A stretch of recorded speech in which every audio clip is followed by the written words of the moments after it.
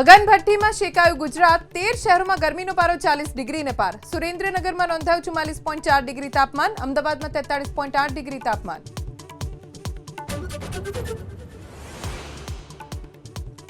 બનાસકાંઠાની Amirgadh checkpost પરથી ઝડપાયો 13 kilo ચરસનો જથ્થો। એક આરોપી ઝડપાયો, અન્ય એક ફરાર। હથિયાર પણ મળી આવ્યું।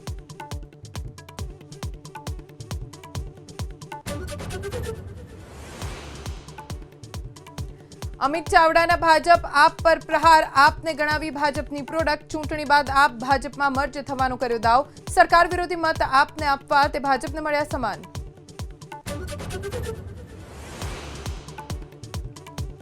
હરભજનસિંહના ઘર પર બબાલ। દિવાલ પર લખાયું પંજાબના ગદ્દાર। રસ્તા પર ઉતર્યા આપના કાર્યકરો।